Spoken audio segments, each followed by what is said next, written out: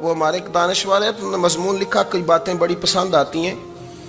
وہ کہتے ہیں کہ میری اہلیہ، ان کو بھی کسی نے مس گائیڈ کر دیا تھا، حالانکہ اچھی خاتون ہے، لیکن کسی نے مس گائیڈ کر دیا، تو وہ بھی سماجی اور ویلفیئر اور یہ خواتین کو شوق ہوتا نا بننے کا، تو وہ بھی سماج کے اندر اچھا مقام تلاش کرنے کے موڈ میں آ گئی۔ تو کہیں ایک دن جانا تھا تو بڑی بن سنور کے میرے ساتھ وہ گاڑی میں بیٹھ گئی۔ تو میں گاڑی میں، عورتوں کو یہ بھی مسئلہ ہوتا ہے نا کہ ہماری تعریف کرو، تو کئی دفعہ بعض مردوں بیچاروں کو جھوٹ بولنا پڑتا ہے، تو زبردستی کراتی ہیں نا جی۔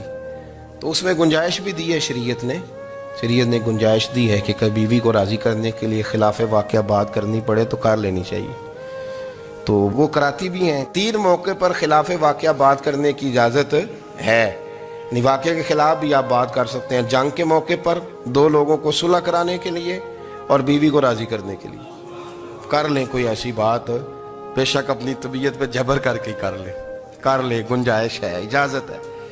تو وہ کہتے ہیں جب وہ گاڑی میں میرے ساتھ بیٹھی بن سنور کے، تو وہ تقاضا کرنے لگی کہ میں نے بڑے اچھے کپڑے پہنے ہیں پر آپ نے توجہ نہیں کرائی۔ وہ سیانا بندہ تھا، وہ چاہ رہا تھا کہ میری خاتون سمجھ جائیں۔ وہ کہتے ہیں مجھے پتا تھا کہ بیچاری مس گائیڈ ہو گئی ہے، دل کی بڑی اچھی ہے، سیانی ہے، لیکن اس کو کچھ خواتین نے، کچھ لوگوں نے مل کے اس کو ذہن غلط کر دیا ہے کہ سماج میں نکلو، باہر جاؤ، کام کرو، فلاں کرو، اپنی مرضی سے جیو۔ تو میرے ساتھ گاڑی میں بیٹھی کہیں جانے کے لیے، تو مجھ سے کہنے لگی کہ آپ نے میری طرف توجہ ہی نہیں کی، آپ نے کوئی ذکر ہی نہیں کیا کہ میں کیسی لگ رہی ہوں۔ تو وہ کہتے ہیں میں نے اسے کہا کہ اگر تو ناراض نہ ہو تو پھر میں صحیح والی تعریف کر دوں۔ تو اس نے کہا کہ آپ کر دیں۔ تو کہتے ہیں میں نے درد سے اور خلوص سے اپنی بیوی سے کہا، خلوص کے ساتھ میں نے کہا میں تو روز گھر ہوتا ہوں، روز شام کو گھر ہوتا ہوں، اگر تو میرے لیے تیار ہوتی تو میں تیری تعریف کرتا، لیکن آج تو باہر جانے کے لیے تیار ہوئی ہے، تو پھر ان سے تعریف کی امید رکھ جن کے لیے تو نے تیاری کی ہے۔ میرے لیے تیاری کرتی تو میں تو ہر شام تیرے پاس ہوتا ہوں۔ کہتے ہیں میرے لفظوں میں درد تھا تو وہ بھی رو پڑی اور کہنے لگی آپ گاڑی روک دیں، مجھے باہر جا کے کسی کو راضی نہیں کرنا، میں نے اسے راضی کرنا ہے جس کو رب کریم نے میرا شوہر بنایا ہے اور میرے لیے منتخب کیا ہے میرے ماں باپ کو، میں واپس لوٹتی ہوں۔ یہ ایک پہلو ہے سلگتا ہوا، اس کو سمجھا جائے۔ عورت کو ویسے بھی قابو کرنا بڑا آسان ہوتا ہے۔ اعلیٰ حضرت بریلوی رحمۃ اللہ علیہ فرماتے ہیں بیٹیاں نازک شیشیاں ہوتی ہیں، ان کو تو ذرا سی چوٹ لگے تو ٹوٹ جاتی ہیں۔ دیکھیں کتنا بڑا جملہ کہا بریلی کے امام، نازک شیشیاں ہیں، ذرا کوئی آدمی گمراہ کرتا ہے، ذرا خراب کرتا ہے۔ اب دیکھیں نا، یہ جو بچیوں کو بچے ایک مس گائیڈ کرتے ہیں، انہیں بڑے بڑے خواب دکھاتے ہیں، وہ بیچاری ماں باپ کو چھوڑ کے، بہن بھائی کو چھوڑ کے اس کے ساتھ شادی کرتی ہے، پھر جو اس کا بعد میں حشر ہوتا ہے، آپ ادلیاں نو سردار پہن تکے تے شرما والیاں نو جھوٹے ڈولیاں دے۔ پھر وہ بیچاری ماں باپ رکھتے نہیں، وہ ظلم کرتا ہے، تو کتنی بڑی تکلیف میں وہ بچی آ جاتی۔ نازک شیشی ہوتی ہے نا تو ٹوٹ جاتی۔ یہی حال اب جدید خواتین اور یہ جو کچھ اینکر پرسن ہیں، یہ اصل میں نا یہ آپ کو سیاست سکھاتے ہیں، لیکن یہ مادر پیدر آزاد لوگ ہیں، بالکل آزاد۔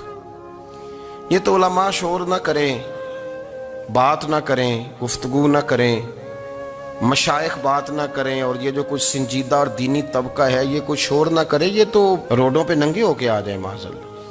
خوفناک نظریہ رکھتے ہیں یہ لوگ۔ عورت کو کہتے ہیں تیرے حقوق ہم تجھے لے کے دیں گے، مثلاً وہ کون سا حق ہے جو تم نے لے کے دینا ہے؟ میرے نبی کریم صلی اللہ علیہ وسلم اس کو بیٹی بھی بنایا ہے، اس کو بہن بھی بنایا ہے، اس کو ماں بھی بنایا ہے، اسے بیوی کا عالی شان رتبہ بھی عطا فرمایا ہے۔ اور چونکہ بیٹی کا بھی حق بڑا بیان کیا جاتا ہے، بہن کا بھی، ماں کا بھی، اور بیوی کے معاملے میں لوگ سمجھتے ہیں کہ زیادہ بات نہیں کرنی چاہیے، شاید مسئلہ خراب ہو جائے۔ حالانکہ نبی پاک صلی اللہ تعالیٰ علیہ وسلم نے بیوی کے بارے میں پتہ کیا فرمایا؟ فرمایا جب تم نکاح کر لیتے ہو تو اپنا ایمان محفوظ کر لیتے ہو۔ اب میں اس کی شرح نہیں کرتا، آپ خود کر لیجئے گا کہ وہ ایک ایسی شخصیت ہوتی ہے کہ جس کی موجودگی میں آپ کا ایمان محفوظ ہے۔ اب میں نہیں سمجھتا کہ اس سے بڑی بات کوئی اور ہو سکتی ہے، جس کی موجودگی میں آپ کا ایمان، اور بھئی یہ حدیث پاک عرض کر رہا ہوں، نکاح جب کوئی کر لے تو اس نے اپنا ایمان مکمل کر لیا۔ اس کا معنی یہ ہوا کہ آپ کا ایمان محفوظ ہے اس کی موجودگی میں، تو اس سے زیادہ بھی، یعنی ایمان سب سے قیمتی چیز ہے نا، تو اس کے محفوظ ہونے کی وجہ حضور نے نکاح بیان کر دی۔ اب میرا خیال ہے بیوی اگر کوئی اس سے بڑا حقوق مانگے گی تو بیوقوفی کرے گی۔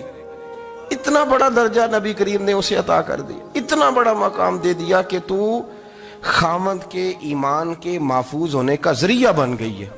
عورت کو جو حقوق رسول کریم صلی اللہ تعالی علیہ وسلم نے عطا فرمائے، نبی پاک نے جو حقوق دیے، دیکھیں نا، حضرت عبداللہ ابن عمر رضی اللہ تعالیٰ عنہ کی اہلیہ بیمار تھی، تو جلدی جلدی سے وہ آئے، تو جب بہت جلدی ہو، سفر بڑا شدید تھا، تو آپ نے جلدی سے نماز ادا کی، جلدی سے چلے۔ آپ کے خادم کہنے لگے حضور خیریت ہے؟ فرمایا میری بیوی بیمار ہے۔ تو اس نے عرض کی حضور آپ کی اہلیہ بیمار ہے، تو آپ نے نماز بھی جلدی سے پڑھی، سفر بھی جلدی جلدی کیا۔ تو فرمانے لگے یہ وہ چیزیں ہیں جو ہمیں مدینے والے رسول نے سکھائی۔ آپ اس کیفیات کو سمجھیں کہ حضور صلی اللہ علیہ وسلم نے درس دیا۔ اور پھر ایک اور بہت بڑی بات، یہ فضیلت کسی اور کو نہیں دی، جو عورت کو حضور نے فضیلت دی، یہ فضیلت کسی اور کو نہیں دی۔ کبھی حضور نے فرمایا کہ تمہارا ابا تمہارے ساتھ بہت سخت رویہ کرے تو تم نے اس کو اس سختی پر داد دینی ہے؟ فرمایا چلو اگر وہ زیادتی بھی کرے تو تم نے اس کے ساتھ سلوک اچھا ہی کرنا ہے۔ لیکن آپ ایک بات کو سمجھے نا کہ بچے کے بارے میں، بیٹے کے بارے میں، بیٹی کے بارے میں فرمایا 10 سال کے ہو کے نماز نہ پڑھیں تو سختی کرو، تمہارا ڈنڈا بھی لٹکنا چاہیے۔ بہت ساری جگہوں پہ بہت سارے لوگوں کے لیے سختی کا حکم دیا، لیکن عورت کے لیے حضور نے جو جملے کہے، اصل میں ہم سمجھتے ہیں کہ یہ ایک بات ہے، مشہور ہو گئی ہے روایت حدیث، تو بس اس کے پس منظر پر اور جملوں کے حسن پر شاید معاذ اللہ غور کرنے کی ضرورت نہیں، ذرا اس لفظ کی تاثیر پر غور کریں۔